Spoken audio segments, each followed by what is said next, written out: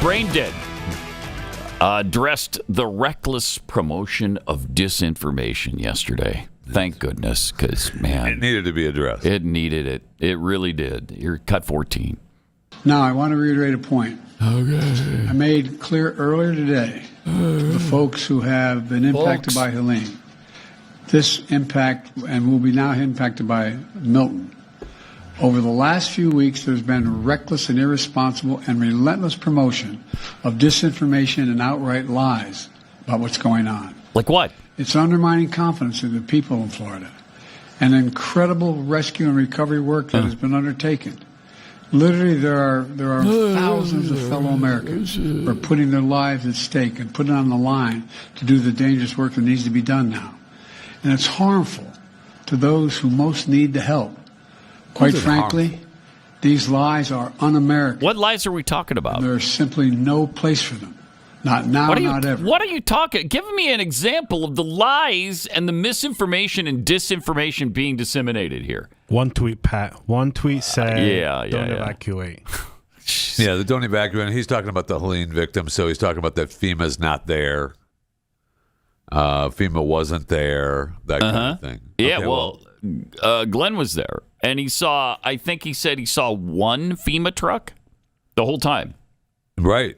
The whole time he was there. So FEMA's not really prevalent in the area. They certainly weren't. And everything that goes against the administration, anything that's said about them that is not glowingly positive is now misinformation and disinformation. Correct. You talk about dangerous. That's your danger right there. Do we? Yeah. I mean, Peter Ducey actually posted a video yesterday that he was showing his receipts on the mis and disinformation, and it's not on my shot list.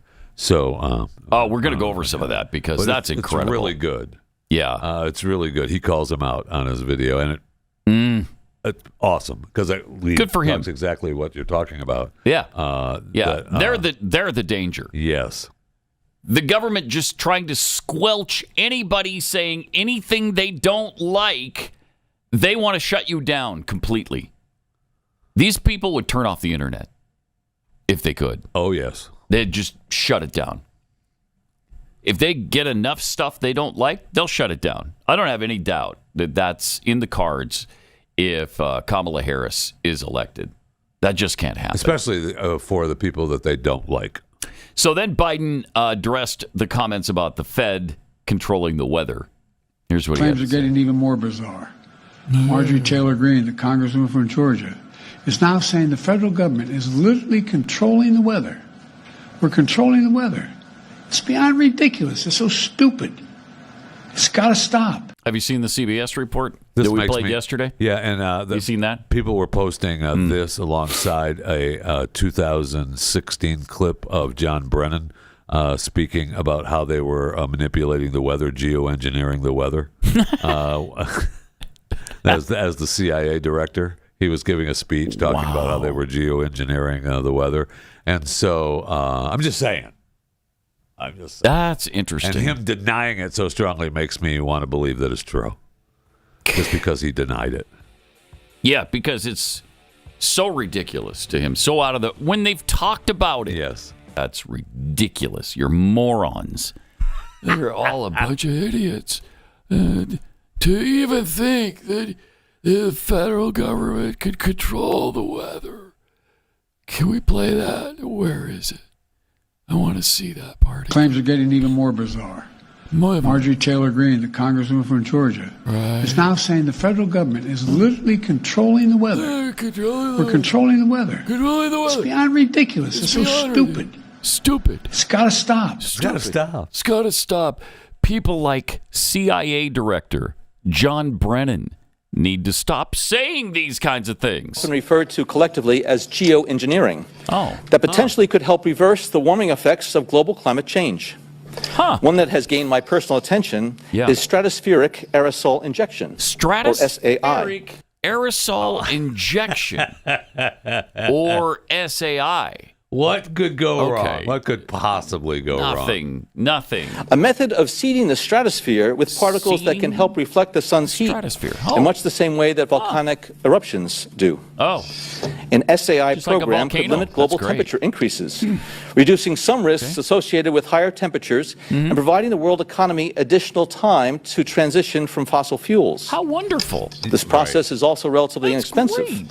The National Research Council estimates that a fully deployed SAI program would cost about $10 billion yearly. Yearly, $10 billion As promising as it may be, moving forward on SAI would also raise a number of challenges for our government and for the international community. Like what?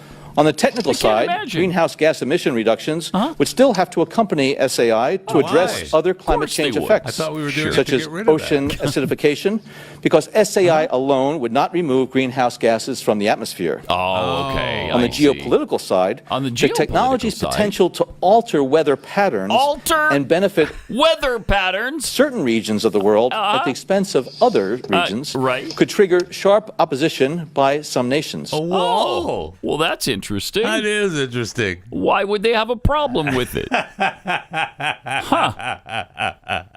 That's beyond ridiculous. And that was 2016, Pat. Can you imagine how much further along?